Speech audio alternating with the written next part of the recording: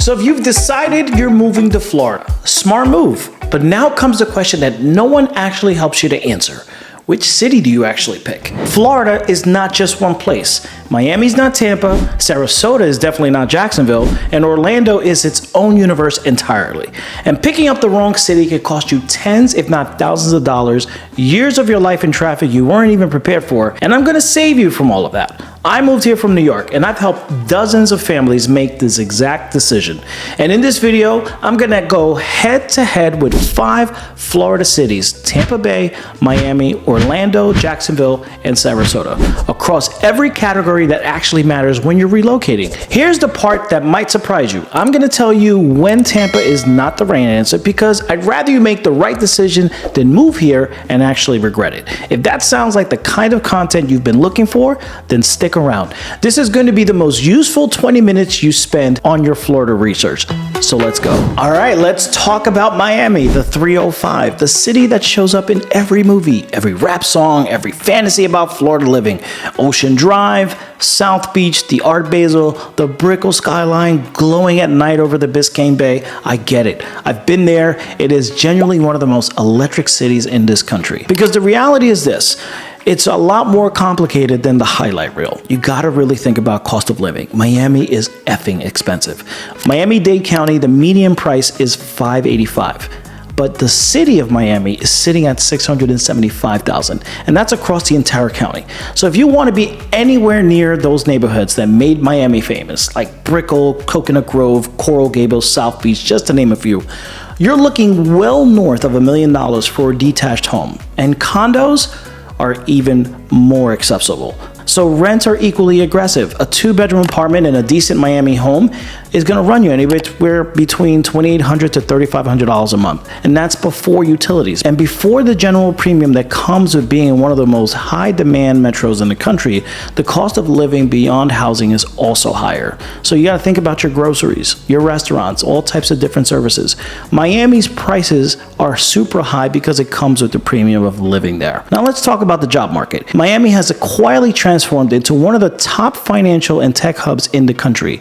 Post-pandemic, a massive migration of finance firms and venture capitalists from New York went straight down to Miami, turned Brickell into Wall Street South. So if you are in finance, if you're a venture capitalist, if you're into international business or tech, or you like that creative industry like music, fashion, and media, Miami has genuine career opportunities for you that the other cities on this list simply cannot match at that same level. Miami is one of the most internationally diverse cities in the United States, which creates that cultural richness that is genuinely unique.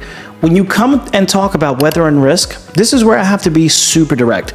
Miami-Dade County has significant flood exposure. Parts of Miami are among the most vulnerable to sea level rises in the country. This is not alarmism, it's documented by the NOAA and FEMA. Hurricane risk in the southeast coast of Florida is real and persistent, and Miami's insurance market reflects all of that. Homeowners insurance in Miami-Dade is among the highest in the state, and the state of Florida is already one of the most expensive insurance markets in the country. Who is Miami actually for? Miami makes a lot of sense if your career is specifically pulling you there and the compensation reflects the cost of living. It makes sense if you are relocating from New York or LA and the price feels normal to you, because comparatively, Miami is still cheaper than Manhattan. And it makes sense if you are a renter who's being relocated by a company covering your cost. But if you are a family on a normal American income trying to build equity and get ahead, if you're a first-time homebuyer, if traffic and cost of living are going to add stress rather than reduce it, Miami is going to work against you, not for you. It's an incredible city. It's just not the right city for the most of the people watching this video. All right, I know that was a lot about Miami, but I needed you to have the full picture because Miami is the benchmark everything else gets compared against. And here's what I'll tell you. The further south you go, the more expensive it gets and the more crowded it feels. The further north you go, the more affordable it actually gets. Tampa Bay sits right in the middle, geographically and economically. All right, let's talk about Jacksonville. Duval! The city that most people outside of Florida couldn't find on a map. and the city that most people inside of Florida have strong opinions about. But here's the thing, Jacksonville is not what it was 10 years ago. It's been investing in infrastructure, downtown development, and economic diversification in ways that are starting to show up huge in numbers. Jacksonville is the most affordable major metro in Florida, and it's not particularly close. What the data is showing me is that Redfin has Jacksonville right around $300K when it comes to median sale prices as of March of this year.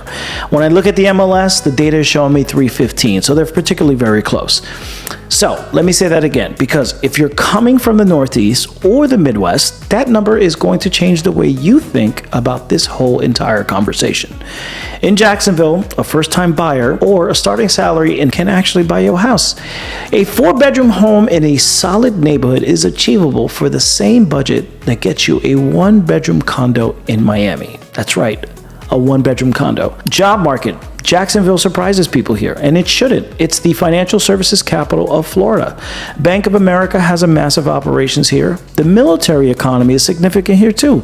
So Naval Air Station in Jacksonville and Naval Station Mayport are also here, and they make the military and defense sector majors really prominent here in Jacksonville. Healthcare is big. The port is huge. It's growing and driving logistics and trade jobs everywhere. Now let's talk about lifestyle. Here's where I'm going to be straight with you, because Jacksonville deserves honest assessment.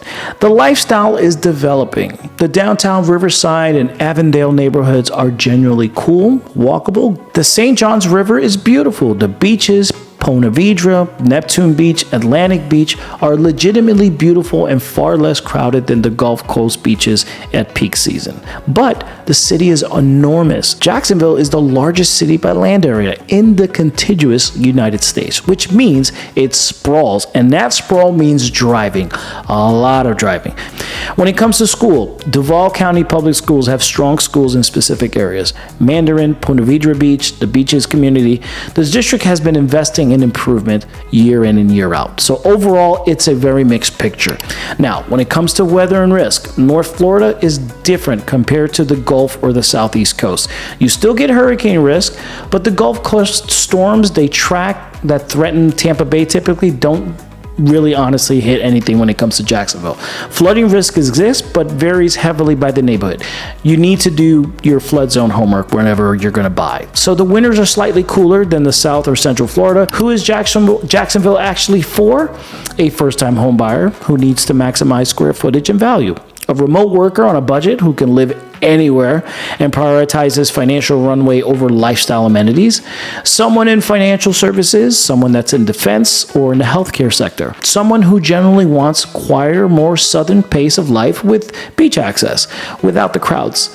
If lifestyle and culture are your top priorities, keep reading. But don't overlook Jacksonville just because it doesn't have the name and the recognition of the others. Let's talk about Orlando now. The city that somehow convinced the world it's a theme park and then became a real metro where 3 million people actually live.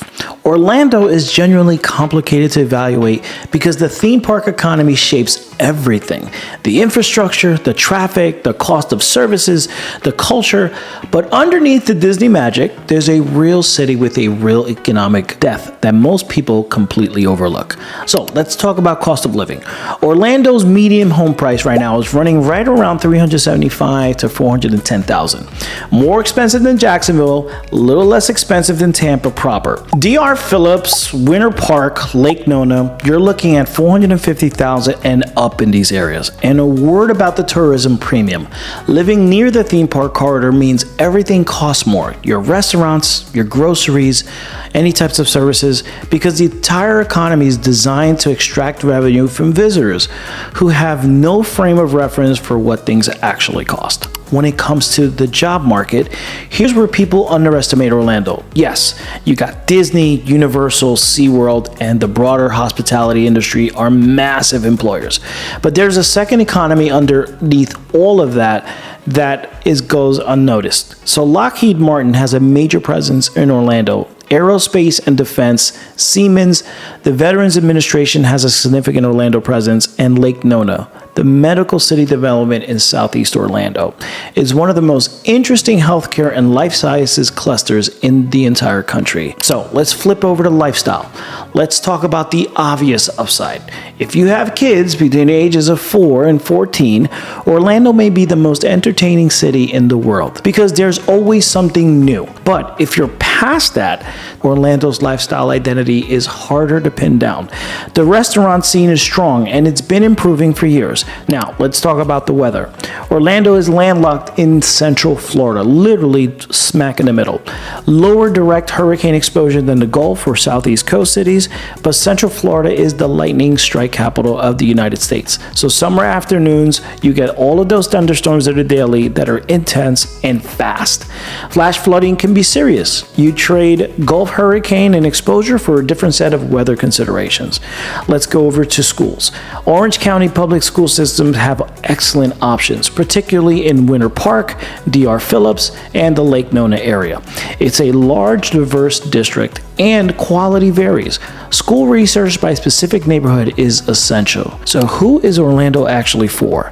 Young families with children, workers in aerospace, defense, healthcare, or hospitality at a leadership level whose career is specifically anchored there.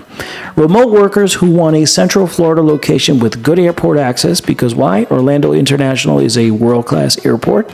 And people who want an affordable version of a large metro without the premium of Tampa's waterfront or Miami's everything. So, if you want beaches within a reach, a real downtown waterfront, and a city that feels built for its residents first, the next two are your conversation. Sarasota, the most misunderstood city on this list. Most people outside of Florida either haven't heard of it or picture it as a sleepy retirement town. And that is a complete misread of what Sarasota actually is in 2026. When it comes to cost of living, Sarasota is expensive. Sarasota County as a whole, that includes inland areas, has a median around $415,000. But if you're looking at the city of Sarasota, Siesta Key, or Osprey, you're looking around $600,000 and above.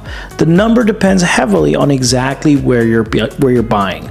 You are looking at $550,000 to $750,000 and above. Waterfront property on Siesta Key or Longboat Key is a multi-million-dollar market. The premium Sarasota command is real, and it extends beyond housing. Restaurants are excellent, but priced accordingly. Services, groceries, day-to-day expenses all carry a Sarasota markup. When it comes to the job market, it is not a major corporate hub.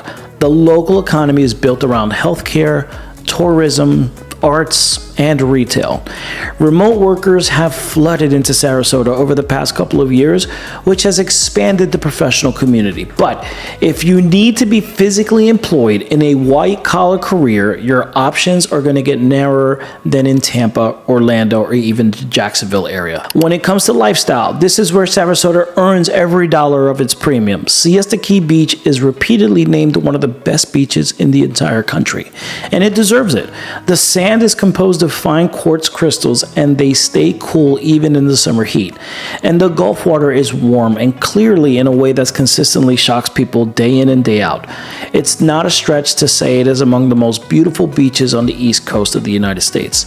Beyond the beach, the Sarasota art scene is genuinely world-class for a city of roughly around 60,000 people. The Sarasota Orchestra is one of the top regional orchestras in the country. The Ringling Museum of Art, State of Art Museum of Florida, is exceptional. The Van Wezel Performing Arts Hall brings major touring productions. The food scene on Main Street in downtown Sarasota has been winning James Beard recognitions for years. Let's talk about weather and risk. I have to be direct here because in 2024, hurricane season, that was a reality check for the entire Gulf Coast. The Sarasota County was not spared. Sarasota County sits directly on the Gulf Coast, exposed to Gulf storm tracks. Hurricane risk is real here. Insurance costs in Sarasota are among the highest in the state. Before you fall in love with that Sarasota property, you need to get the full insurance quote for that specific address because it would materially affect your monthly carrying cost. And in some neighborhoods, it'll change whether the purchase makes financial sense at all. let's talk about Sarasota in terms of schooling. Sarasota County schools consistently rank among the top school districts in Florida. This is a genuine differentiator. For families who are choosing Sarasota, partly for educational quality, the schools really deliver. So, who is Sarasota actually for? Retirees or pro-retirees who have the financial cushion to absorb higher housing costs, insurance, and cost of living, and who want to maximize lifestyle in exchange. Remote workers with strong income who are optimizing for quality of life over everything else. Second home buyers, families who can afford the premium and want a top schools and a beautiful environment. It is not the right call if you're on a tight budget. If it's not the right call, if your career requires a major corporate hub, and it is not the right call if the insurance costs are going to be a financial stretch. So let's talk about Tampa Bay, where I actually live, where I work every day, and the city I moved to from New York. I'm going to try to hold myself to the same standard I apply to every other city on this list, because Tampa doesn't need me to hype it at all. It makes a case on its own. Honest to God. So, cost of living. Tampa Bay is a metro, not a single city, and understanding that distinction is one of the most important things that a relocating buyer can internalize. Hillsborough County, Pinellas County, Pasco County, Hernando County, they're all part of the Tampa Bay metro, and they have meaningful different price points. Hillsborough County, which includes Tampa City proper, has a median around $405,000. Pinellas County, also named St. Petersburg, includes Clearwater, Dunedin, and all the other large places. It'll run you around $425,000. Pasco County has Wesley Chapel, Land O'Lakes, Newport Richey, is the most affordable piece of the metro, with a median house around $345,000. And here's why that matters. Pasco County is where a lot of the new construction is happening. So Redfin, February 2026 data puts Tampa City median right around $480,000. That's the real. But the broader metro gives you around across $130,000 range, and that range represents very different lifestyles, very different commutes, and very different levels of value. What's changed in 2026 that a lot of buyers don't know yet, this is now a buyer's market. Sellers are paying rate buy downs, sellers are covering closing costs, they're negotiating on repairs and credits. Homes are sitting on the market for 45 to 70 days on average. So if you're coming from New York, New Jersey, or even California, this is the window that you've been waiting for. When it comes to job market, Tampa Bay is the most economically diversified metro on this entire list, and it's not particularly close. Financial services like Raymond James are headquartered right here in Tampa. Citigroup has a major Tampa operations. USAA has a campus here. Healthcare, Tampa General Hospital is one of the top hospitals in the country. Advent Health, Baycare, HCA, are all huge. This is a healthcare economy that employs tens, if not thousands of people every single year. Defense and military, you got MacDill Air Force Base. The tech sector has been quietly growing for over a decade. Proximity to the University of South Florida has helped seed up a startup ecosystem that's real and expanding. The Port of Tampa, largest port in Florida, maritime commerce, logistics, trade, these are major economic drivers that don't get the attention that they deserve. And then there's Water Street in Tampa, a $3 billion development that has fundamentally changed the downtown economy and is still in progress. So when it comes to lifestyle, let me run this through you really quickly. Tampa Bay actually offers, because the list surprises people, 35 miles of beaches accessible within 30 to 45 minutes from most of the metro. Clearwater Beach, St. Pete Beach, Fort DeSoto, one of the most beautiful state parks in Florida. You have Gulf Coast beach access that Orlando can't even touch, and that matches what Sarasota offers at a lower price point overall. The food scene, James Beard's nominations, restaurants that can hold their own against any major metro without the tourist makeup that inflates prices in Orlando and in Miami. Tampa International Airport, consistently ranked one of the top airports in the country for efficiency and passenger experience. The neighborhoods, South Tampa, with its historic character and walkability, Seminole Heights with its independent restaurant scene, Hyde Park Village for its boutique shopping, Wesley Chapel for new construction and families. St. Pete for the arts and culture and beach access. This metro has range. Weather, let's talk about the weather now. Tampa Bay is on the golf course. I will not minimize that. The work you do before you buy matters enormously here. So flood zone research, elevation certificates, specific insurance quotes for specific addresses is not optional. And a good buyer's agent will walk you through that every step of the way. We have multiple videos on this channel that go deep on that insurance question specifically. I'll link them in the description. Hillsborough County schools include some of the best public schools in the state. West Chase, Plant High, Carrollwood, alongside schools that are more challenged. Pasco County's newer schools in Wesley Chapel, for example, have been consistently excellent, and those have really much newer facilities. Pinellas County has a strong option in communities like Dunedin and Palm Harbor. So school level research is essential, but the metro overall gives you strong options at multiple price points, which is amazing. Who is Tampa Bay actually for? It's a great question. I think it's for families at nearly any income level who want real lifestyle and real value. Young professionals who need a job market and want a city that isn't all in on tourism. So you got New Yorkers, Chicagoans, Northeasterners who want their energy and their culture without the cost, and the winners. Retirees who want beach access, world-class healthcare, and a social scene without Sarasota's price tag. Military families stationed at MacDill, first-time home buyers who need equity, growth in a market with long-term fundamentals. The shortest version I can give you is this. Tampa Bay is a city that offers the most lifestyle, economic opportunity, geographic diversity, value across the widest range of buyers, which is why it keeps showing up on every best places to move when it comes to lists that are published every single year, at least for the last 5 years. It's not perfect, and no city is, but it's the best overall package on this list. All right, 5 cities. Let me give you the one screen summary before we get into the Q&A.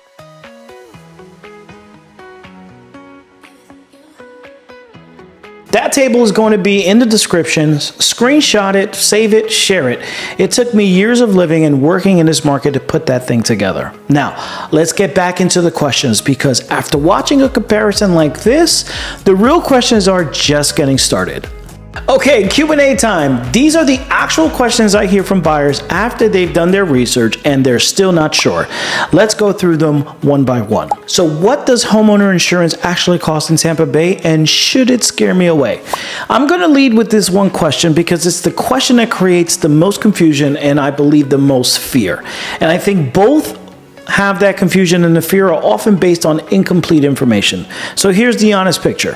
Florida has the most expensive homeowners insurance in the country, and that's a fact. But within Florida, there is a wide range, and within Tampa Bay, there's an even wider range. A home on the water, on a canal, or even a barrier island in a FEMA high-risk flood zone is going to carry insurance that is much more significant. Inland, in homes like in Wesley Chapel or Orlando Lakes, in a newer construction community that was built to the current Florida wind and resistant codes in a non-flood zone with a newer roof, that same coverage might run you $2,500 to $4,000 a year in total. Florida's insurance market has been active reform since 2023. New carriers have entered, and we're starting to see the beginning of a lot of stabilization. It's not fixed, but it's improving. Next question. I have kids in school. Which metro is honestly best for families? If school rating is the single most important factor, then Sarasota County consistently grades out as one of the top districts in Florida. Pasco County in the Tampa Bay Metro, specifically the Wesley Chapel and Zephyr Hill areas, have been investing heavily in new school construction, and the results are really showing. And in Hillsborough County, specific schools in West Chase, Carrollwood, and in South Tampa are genuinely excellent. My recommendation for families doing this research: don't evaluate the districts, In aggregate, go to greatschools.org and research at the specific school level in the neighborhoods you're considering. So, from affordable Catholic schools to elite college preparatory institution, the infrastructure for private education is really strong in this metro area. I keep hearing Tampa Bay is a buyer's market right now. Is that actually true, or is it just realtor talk? It's actually true, and I say that as someone who represents buyers. So, I understand why you'd be skeptical, but here's what the data is showing. As early 2026, active residential listings across Tampa Bay are at a multi-year high. Homes are sitting on the market for an average of 45 to 70 days, depending on the submarket, compared to 10 to 15 days in the frenzy of what was 2021 and 2022. Nearly half the active listings have had price reductions. Sellers are routinely offering closing cost credits, rate buy-downs, and repair concessions that simply do not exist 2 years ago. So, on a $450,000 home, that can reduce your monthly payment by $200 to $300 during the period when a cash flow is tightest after a move. Buyers have negotiating leverage that is real. And if you've been waiting for the right moment to make a move, this is as good of a window as it was been since 2019. I'm thinking about retiring to Florida. Which of these cities is the best retirement destination? And the honest answer is, it depends on what kind of retiree you are. If maximizing quality of life and you have the financial resource to support it, then Sarasota is really hard to argue with. Top-rated, beaches, world-class arts and culture, excellent healthcare, a community with a lot of other educated, accomplished retirees have moved there specifically for that lifestyle. If you want the best combination of lifestyle, healthcare infrastructure, and financial value, then Tampa Bay wins. Tampa General Hospital is top tier. Advent Health, Baycare, Moffitt Cancer Center. This is one of the strongest healthcare ecosystems in the state, which matters when you're making a retirement decision. You get beach access, a real social scene, excellent restaurants, sports, culture, and you can have access to all of that while spending significantly less than you would in Sarasota or Miami.